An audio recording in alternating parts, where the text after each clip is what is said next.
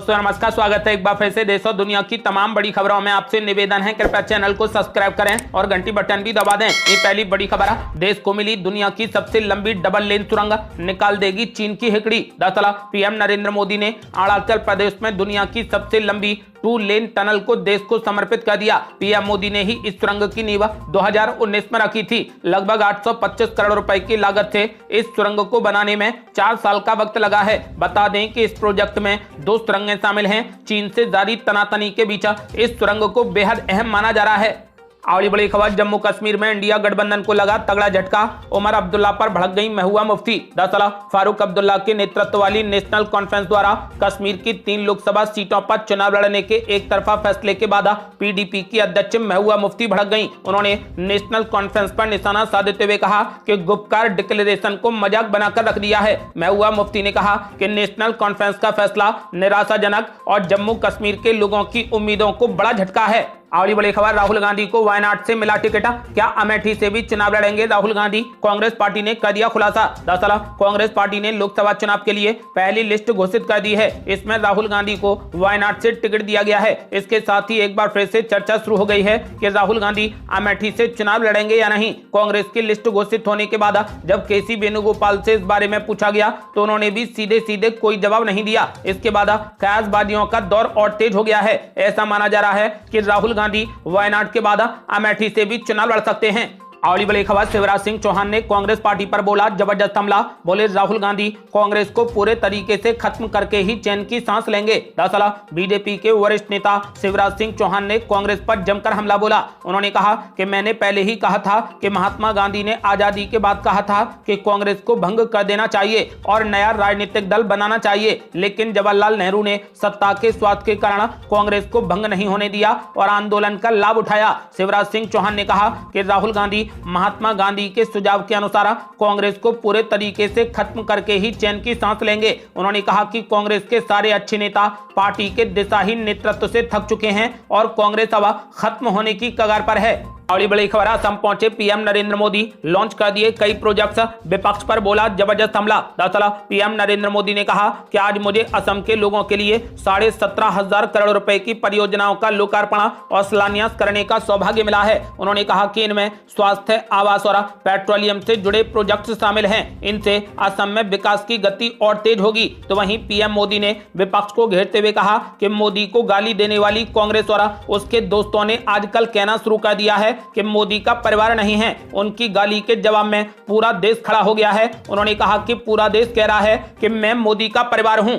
बड़ी बड़ी खबर, आज 4 राज्यों के दौरे पर पीएम मोदी 55,000 करोड़ रुपए के प्रोजेक्ट्स कर दिए लॉन्च। दरअसल पीएम नरेंद्र मोदी आज 4 राज्यों के दौरे पर हैं। सबसे पहले उन्होंने असम का दौरा किया और फिर वो अरुणाचल प्रदेश पहुंचे। यहाँ पर उन्होंने 55,600 करोड़ रुपए की विकास परियोजनाओं का उद्घाटन किया। यहाँ कांग्रेस को निशाने पर लेते हुए पीएम नरेंद्र मोदी ने कहा कि हमने पूर्वोत्तर में पिछले 5 सालों में जो किया है उसे करने में कांग्रेस को 20 साल लग जाते। अगली बड़ी खबर, 2031 तक दुनिया की तीसरी सबसे बड़ी अर्थव्यवस्था बन सकता है भारत, प्रति व्यक्ति आय 4,500 USD संभव। दरअसल भारत की बढ़ती रफ्तार को देखकर कोई नहीं कह सकता कि दुनिया मंदी की चपेट में है। जहां एक तरफ कई देश अभी भी मंदी का सामना कर रहे हैं, तो वहीं भारत सभी को पीछे छोड़ते हुए भविष्य में अपने आप को मजबूत करने के लिए लगातार प्रयास कर रहा है। भारत की अर्थव्यवस्था तेजी से आगे बढ़ रही है। 2031 तक देश अपर मिडिल इनकम स्टेटस का दर्जा हासिल करने में सफल हो सकता है। अगली बड़ी खबर, मालदीव के पूर्व राष्ट्रपति ने भारत से मांगी माफी, कहा सॉरी इंडिया वाले हमें माफ कर दें। दरअसल मालदीव के राष्ट्रपति मोहम्मद मोइज्जू के सत्ता में आने के बाद से भारत और मालदीव के रिश्तों में बड़े तनाव के बीच बड़ी अच्छी खबर आई है। दिल्ली पहुंचे मालदीव के पूर्व राष्ट्रपति मोहम्मद नशीद ने भारत के हालिया बहिष्कार आह्वान के नतीजों पर चिंता व्यक्त करते हुए मालदीव के लोगों की तरफ से माफी मांगी है। आपको बता दें कि उन्होंने कहा कि भारत के लोग हमें माफ कर दें, हम चाहते हैं कि भारतीय लोग अपनी छुट्टियों पर मालदीव आए, हमारी मेहमान नवाजी में कोई भी बदलाव नहीं होगा। अगली बड़ी खबर, लालू प्रसाद यादव के करीबी के घर पर ईडी ने की ताबड़तोड़ छापेमारी। दरअसल आरजेडी प्रमुख लालू प्रसाद यादव के करीबी और सहयोगी सुभाष यादव के पटना में दानापुर स्थित आवास पर आज ईडी की टीम ने छापा मारा। छापेमारी अभी भी चल रही है। बताया जा रहा है कि सुभाष यादव बालू कारोबार से जुड़े हैं और इसी में कुछ अनियमितताओं को लेकर छापा मारा गया है। ईडी ने यह छापा मनी लॉन्ड्रिंग मामले में मारा है। बताया जा रहा है कि ईडी की टीम ने बिहार में सुभाष यादव के करीब 6 ठिकानों पर ताबड़तोड़ छापेमारी की है। अगली बड़ी खबर, दूर हुई इंडिया गठबंधन की उलझन, अब तमिलनाडु और पांडुचेरी में भी सीट शेयरिंग पर हुआ समझौता। दरअसल आगामी लोकसभा चुनावों के मद्देनजर इंडिया गठबंधन में सीट बंटवारे की समस्या दूर होती दिख रही है। यूपी, दिल्ली, हरियाणा, चंडीगढ़, गुजरात, गोवा के बाद अब गठबंधन ने तमिलनाडु और पांडुचेरी में भी सीट शेयरिंग पर समझौता कर लिया है। जल्द ही सीट शेयरिंग फॉर्मूले का ऐलान किया जाएगा। चर्चा है कि तमिलनाडु और पांडुचेरी को लेकर इंडिया गठबंधन के प्रमुख दल कांग्रेस और डीएमके आज चेन्नई में सीट बंटवारे की घोषणा कर सकते हैं। अगली बड़ी खबर, आरोपी शाहजहां शेख पर कसा सीबीआई का शिकंजा, एफआईआर में जोड़ी गई हत्या की कोशिश की धारा। दरअसल पश्चिम बंगाल के संदेश खाली में हुई हिंसा की जांच सीबीआई के हाथों में है। केंद्रीय जांच एजेंसी ने आरोपी शाहजहां शेख पर धीरे धीरे शिकंजा कसना भी शुरू कर दिया है। इसी कड़ी में अब तृणमूल कांग्रेस से निलंबित शाहजहां के खिलाफ दर्ज एफआईआर में सीबीआई ने हत्या की कोशिश की धारा जोड़ दी है। वर्तमान में शाहजहां शेख सीबीआई की कस्टडी में है, जहां पर उससे इस हिंसा से जुड़े मामले में लगातार पूछताछ की जा रही है।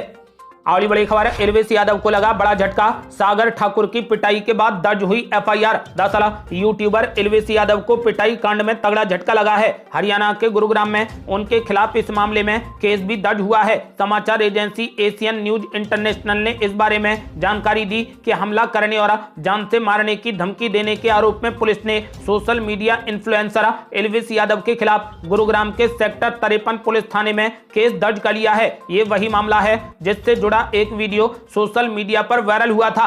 अगली बड़ी खबर, असदुद्दीन ओवैसी की पार्टी ने पीएम मोदी पर बोला जबरदस्त हमला, कहा क्या इस देश में अब नमाज पढ़ना भी जुर्म हो गया है। दरअसल दिल्ली के इंद्रलोक इलाके में एक पुलिसकर्मी ने सड़क पर नमाज पढ़ रहे युवक को लात मार दी। सोशल मीडिया पर इसका वीडियो वायरल होने के बाद घटना को लेकर बवाल मच गया। विपक्षी पार्टियां सत्ताधारी दल भारतीय जनता पार्टी पर हमलावर हैं। आपको बता दें कि इसी क्रम में असदुद्दीन ओवैसी की पार्टी के प्रवक्ता वारिस पठान ने कहा कि क्या अब इस देश में नमाज पढ़ना भी जुर्म हो गया है। उन्होंने कहा कि एक तरफ मोदी जी बोलते हैं सबका साथ, सबका विकास, सबका विश्वास, तो दूसरी तरफ एक पुलिस जवान नमाजियों को लात मार रहा है। उन्होंने कहा कि हम पुलिस जवान के खिलाफ सख्त से सख्त कार्रवाई की मांग करते हैं। अगली बड़ी खबर, नमाजी को लात मारने के मामले पर बोले मुख्तार अब्बास नकवी, कुछ जाहिल जालिमों के जुर्म से मेरा मुल्क जख्मी नहीं हो सकता। दरअसल दिल्ली के इंद्रलोक इलाके में एक पुलिसकर्मी ने सड़क पर एक नमाजी को लात मार दी। ऐसा दावा एक वायरल वीडियो में किया गया। इस पुलिसकर्मी को सस्पेंड भी कर दिया गया है। मामले पर पूर्व केंद्रीय मंत्री और भारतीय जनता पार्टी के नेता मुख्तार अब्बास नकवी ने प्रतिक्रिया व्यक्त करते हुए कहा कि कुछ लोग भारत की छवि को नुकसान नहीं पहुंचा सकते हैं। उन्होंने कहा कि कुछ जाहिल जालिमों के जुर्म से मेरा मुल्क जख्मी नहीं हो सकता है। अगली बड़ी खबर, 17 मार्च को मुंबई में खत्म होगी राहुल गांधी की न्याय यात्रा। रैली में इंडिया गठबंधन के नेताओं को भी दिया गया निमंत्रण। दरअसल कांग्रेस पार्टी पूरे तरीके से चुनावी मोड में आ गई है। कांग्रेस के पूर्व अध्यक्ष राहुल गांधी की ओर से निकाली जा रही भारत जोड़ो न्याय यात्रा आगामी 17 मार्च को महाराष्ट्र के मुंबई में बड़ी रैली के साथ में संपन्न होगी। इस रैली में कांग्रेस के राष्ट्रीय अध्यक्ष मल्लिकार्जुन खड़गे की ओर से इंडिया गठबंधन के अपने नेताओं को भी शामिल होने के लिए निमंत्रण दिया गया है। आपको बता दें कि राहुल गांधी की समापन रैली से कांग्रेस एक बार फिर से चुनाव से पहले एकजुटता और शक्ति प्रदर्शन दिखाने की कोशिश में है। अगली बड़ी खबर, कमल हसन की डीएमके से हो गई बड़ी डील, बदले में नहीं उतारेंगे अपना उम्मीदवार। दरअसल अभिनेता कमल हसन के नेतृत्व वाली पार्टी एमएनएम अपनी स्थापना के 6 साल बाद तमिलनाडु में सत्तारूढ़ डीएमके नीति गठबंधन में शामिल हो गई है। कमल हसन की पार्टी आगामी लोकसभा चुनाव में डीएमके को समर्थन देगी, मगर हसन इस चुनाव में अपना कोई उम्मीदवार नहीं उतारेंगे। लोकसभा चुनाव में अपना समर्थन देने के लिए कमल हसन ने डीएमके से एक बड़ी शर्त रखी है। अभिनेता से राजनेता बने हसन ने समर्थन के बदले साल 2025 के राज्यसभा चुनाव में अपनी पार्टी के लिए राज्यसभा में एक सीट की डिमांड की है। अगली बड़ी खबर, नमाज विवाद में अब असदुद्दीन ओवैसी की हो गई एंट्री। बोले नमाजियों को लात मारने वाले को शायद बीजेपी वाले अपना कैंडिडेट बना दें। दरअसल असदुद्दीन ओवैसी ने कहा कि दिल्ली के इंद्रलोक में हुई नमाज की घटना ने सभी को झकझोर कर रख दिया है। ये बताता है कि देश में मुसलमानों के लिए कितना आदर और सम्मान है। उन्होंने कहा कि दिल्ली में कानून व्यवस्था का जिम्मा केंद्र सरकार के पास है। इसीलिए मैं पीएम नरेंद्र मोदी और भाजपा के लोगों से पूछना चाहता हूं कि जिस व्यक्ति का अपमान किया गया वो किस परिवार से है, उसका ताल्लुक किस खानदान से है। उन्होंने कहा कि आखिर भारत के 17 करोड़ मुसलमानों की इतनी बड़ी बेइज्जती क्यों की जा रही है। असदुद्दीन ओवैसी ने कहा कि नमाजियों को लात मारने वाले को शायद बीजेपी वाले अपना कैंडिडेट भी बना दें।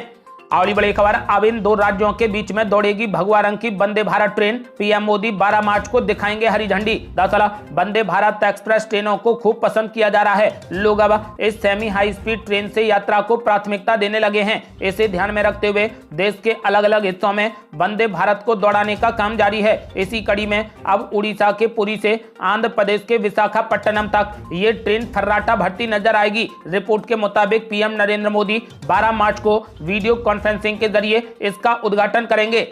अगली बड़ी खबर, यूपी के मुख्यमंत्री योगी आदित्यनाथ की जज ने की जमकर तारीफ। कहा, सत्ता में धार्मिक व्यक्ति देता है अच्छे परिणाम। दरअसल यूपी के बरेली के एडिशनल सेशन जज रवि कुमार दिवाकर ने उत्तर प्रदेश के मुख्यमंत्री योगी आदित्यनाथ की जमकर तारीफ की। उन्होंने कहा कि सत्ता में जब कोई धार्मिक व्यक्ति बैठता है तो परिणाम अच्छे आते हैं। इसका उदाहरण उन्होंने योगी आदित्यनाथ को बताया। जज ने मुख्यमंत्री योगी आदित्यनाथ की तुलना दार्शनिक राजा प्लेटो के उस विचार से की जिसमें उन्होंने कहा था कि सत्ता का मुखिया एक धार्मिक व्यक्ति होना चाहिए, क्योंकि धार्मिक व्यक्ति का जीवन भोग का नहीं बल्कि त्याग और समर्पण का होता है। अगली बड़ी खबर, शिवराज सिंह चौहान ने मल्लिकार्जुन खड़गे पर बोला जबरदस्त हमला। बोले, कांग्रेस पार्टी में अब सिर्फ उंगलियों पर गिनने के लायक ही नेता बचे हैं। दरअसल पूर्व मुख्यमंत्री शिवराज सिंह चौहान ने कहा कि मल्लिकार्जुन खड़गे जी, सच्चाई कड़वी तो होती है लेकिन सुननी चाहिए। राहुल गांधी जी और आपके नेतृत्व में कांग्रेस चुनाव पर चुनाव हारती चली गई। उन्होंने कहा कि थोड़ा उंगलियों पर हिसाब लगाइए। 2013 से अब तक कांग्रेस लगभग 50 से अधिक चुनाव हार चुकी है। उन्होंने कहा कि कई पुराने मुख्यमंत्री, बड़े नेता कांग्रेस छोड़ चुके हैं। उन्होंने कहा कि उंगलियों पर हिसाब लगाते रहिए, कहीं ऐसा ना हो कि उंगलियों पर गिनने लायक ही नेता पार्टी में बचें। अगली बड़ी खबर, कांग्रेस की अभी खत्म नहीं हुई मुश्किलें। हिमाचल से उत्तराखंड पहुंचे 11 विधायक। दरअसल हिमाचल प्रदेश में कांग्रेस पार्टी की मुश्किलें टल तो जरूर गई थी लेकिन अभी खत्म नहीं हुई हैं। 6 बागियों सहित 11 विधायक शनिवार को बीजेपी शासित राज्य उत्तराखंड पहुंचे। ये इस बात के संकेत हैं कि देश की सबसे पुरानी पार्टी कांग्रेस में अंदरूनी कलह अभी खत्म नहीं हुई है। न्यूज एजेंसी एनआई की रिपोर्ट के मुताबिक शनिवार सुबह हरियाणा की नंबर प्लेट वाली एक बस ऋषिकेश के ताज होटल पहुंची। बस में 6 बागी और 3 निर्दलीय विधायकों सहित कुल 11 विधायक सवार थे। अगली बड़ी खबर, कांग्रेस से नहीं हो सकी वार्ता तो 6 दलों के साथ डीएमके ने कर लिया समझौता। दरअसल तमिलनाडु में सत्तारूढ़ डीएमके ने वीसीके और एमडीएमके समेत कुल 6 सहयोगी दलों के साथ में सीट बंटवारे पर डील फाइनल कर ली है। इन दलों के साथ में सीट बंटवारा समझौता 2019 के फॉर्मूले के तहत किया गया है, जिसमें उन्हें पिछली बार की ही तरह 9 सीटें दी गई हैं। प्रमुख सहयोगी दल कांग्रेस के साथ में अभी डीएमके की बातचीत फाइनल नहीं हो सकी है। अगली बड़ी खबर, लोकसभा चुनाव से पहले मुख्यमंत्री योगी आदित्यनाथ का बड़ा ऐलान। महिलाओं को दे दिया होली का गिफ्ट।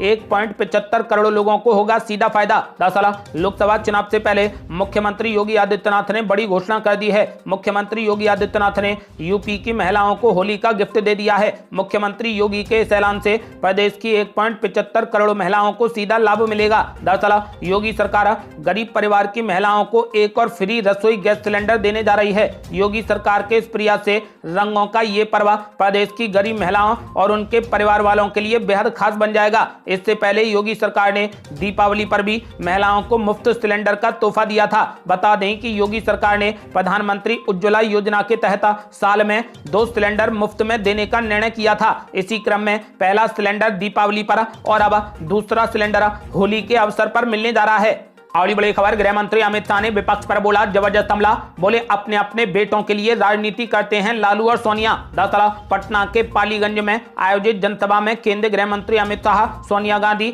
और लालू प्रसाद यादव पर जमकर बरसे। उन्होंने अपने भाषण की शुरुआत में ही कांग्रेस और आरजेडी पर जोरदार जुबानी हमला किया। अमित शाह ने कहा कि सोनिया गांधी अपने बेटे को प्रधानमंत्री तो लालू प्रसाद यादव अपने बेटे को मुख्यमंत्री बनाने के लिए राजनीति कर रहे हैं। उन्होंने कहा कि दोनों पार्टियां काफी दिनों तक बिहार की सत्ता पर काबिज रहीं, पर जननायक कर्पूरी ठाकुर को सम्मान नहीं दिया। ये थी अब तक की बेहद बड़ी खबरें। रोजाना की ताजा खबरों को जानने और हमसे जुड़ने के लिए चैनल को लाल बटन दबाकर सब्सक्राइब करें और घंटी बटन भी दबा दें। जल्दी मिलते हैं बड़ी अपडेट के साथ, तब तक के लिए जय हिंद, जय भारत।